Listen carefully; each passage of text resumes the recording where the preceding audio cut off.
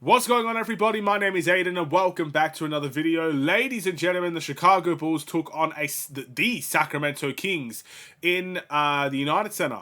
The return of DeMar DeRozan, and ultimately the Bulls fell a little bit short in this game. It was tooth and nail the entire way. But the Bulls did lose. DeMar DeRozan gets one over his former team, and we're going to discuss it in this video. But before we get any further, if you like the video and you want to see more from me, drop a like, drop a follow, and or subscribe if you are new. And let me know in the comments below your thoughts about the Chicago Bulls, their game today, and your player of the game, as the Bulls fall in this game 124 to 119. Now, first and foremost, before we get into the details of the game and what I thought of the game in of itself, I want to thank everybody that was at the United Center that was able to cheer DeMar DeRozan on in this time out. You want to know why I think the Chicago Bulls fans are the best in the world? It's because of moments like this, where we get an opportunity to show massive respect to a guy that was here for 3 years fighting tooth and nail in the trenches with the Chicago Bulls. A guy that nearly had an MVP caliber season in his first year. A guy that had 2 back-to-back buzzer beaters in a row. Never been done before. It may never be done again. DeMar DeRozan did that with this Bulls team. An all-star with the Chicago Bulls. Made the playoffs for the first time in ages. With this Chicago Bulls team, DeMar DeRozan led the way in that. So look, it didn't end on great terms in regard of the record and where we were, and we wanted to go in a different direction. Many people wanted him gone. I understand all of that completely. But DeMar DeRozan gave absolutely everything to the Chicago Bulls in the short time that he was here. And I'm so thankful that we have a fan base that recognizes that, even if they wanted him to leave. And of course, the way the Chicago Bulls dealt with it as well was fantastic. I'm just so happy that it was a good night for DeMar DeRozan. And I hope that every time he comes back to the United Center, each and every single season, because it'll probably be next season, will be the next time that we see him in Chicago. I sincerely hope that we can keep that level of appreciation up for a guy that gave a lot to this Bulls team. And it's the same, same with D Rose. What we did with D Rose when Jimmy Butler comes to town, I like when Bulls fans can appreciate those type of guys that did come into this team and give everything. And it's only going to get better when we start winning games and actually making playoff runs and stuff of that nature, which is exactly, we need to start seeing that at some point. And those players will get a bigger reception when they end up leaving Chicago one day. Put it this way, when you win in Chicago, you're going to be loved. DeMar DeRozan is loved here. I can say nothing about it. But, okay, on to the game. Thank you, DeMar DeRozan, as well, for all the effort you put into the 3 seasons that you were here. I thought this game was fun.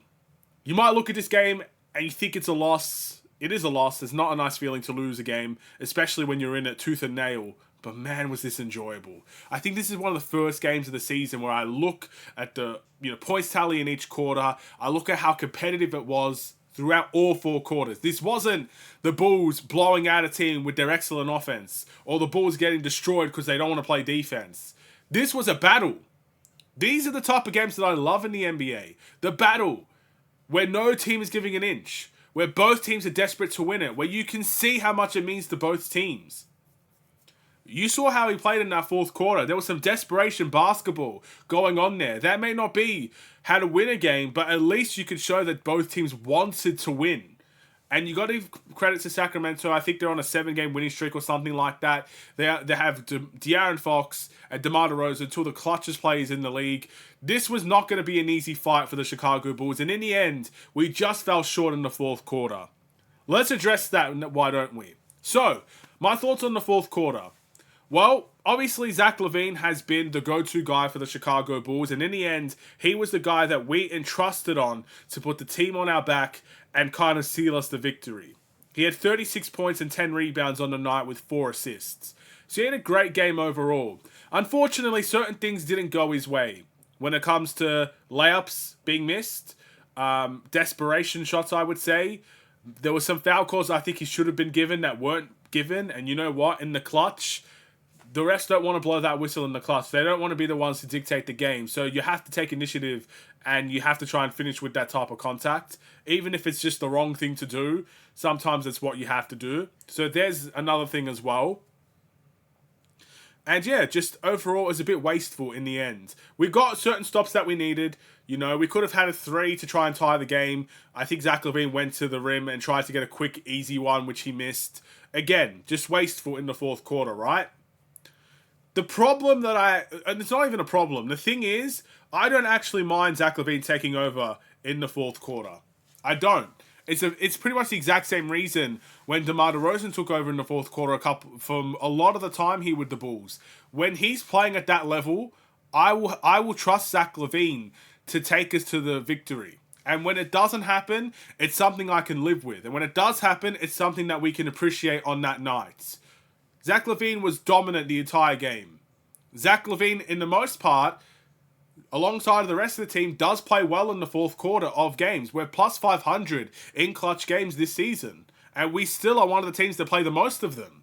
So you got to give respect in that regard. Sacramento's first in that, by the way. So that's definitely a DeMar DeRozan thing, the clutch games and whatnot. But anyway, it was never going to be easy beating the Sacramento Kings with those two guys on that team in a clutch situation. But the Bulls, I think, fought well, fought hard, tremendous battle. Was a bit wasteful towards the end, and it's something I will live with personally. I know many people won't. Many people will go straight at Zach LaVine for being very wasteful, maybe missing a pass that he should have made, or, you know, being more efficient and trying to get to the line, or maybe making the layups would be nice. Either way, many people will go at him for that, but I'm willing to live with those type of situations. I would have done it if it was DeMar DeRozan. I would have done it if it was Jimmy Butler back in the day. I would have done it with D Rose. And if you just don't make those shots and you just don't end up winning the game for us, if you're playing in that type of way, I'm willing to accept it and live with it. Because he was dominant the whole game. He was always going to be the guy that we go to. Some nights you make them, some nights you don't. Today was just one of those nights where I just think Zach LaVine, in dire situations, did miss the opportunities. That's not to say that no one else played well. For example, Lonzo Ball, back in the starting lineup, 15 points and 3 assists on the night. Looked like he didn't miss a beat in that starting role. I think the balance of that starting lineup is a little bit better with Lonzo Ball in the lineup. Now, that's not to say that we're going to see him starting every single game now, because I don't think we will. I think if Kobe White gets healthy, because he did miss this game, or Io even gets healthy, they'll probably fit right back into that starting lineup. But it's nice to have options upon options in that starting role. When one person doesn't work, you can put Lonzo Ball right in there, and he will just help. And he did. He did a great job today, and I'm very happy with it. Vucevic, 18 points and 7 rebounds, 3 assists on the night. I mean, Sabonis outplayed him, but to be fair, I kind of think that's always the thing with Sabonis. I mean, Sabonis had 22 points and 15 rebounds, 8 assists. Sabonis and Vucevic always have really great games against each other. A very good battle between the two big men. Sabonis was the superior today, but that's not to say Vucevic played awful. Josh Giddey, 12 points, 7 assists, 11 rebounds. Near triple-double for Josh Giddey. Not too bad from him. Patrick Williams with a nice 8.5 rebound and 5 assist game. I like when Patrick Williams facilitates. I don't know why. It just seems like such a rarity, but when it happens, it's nice.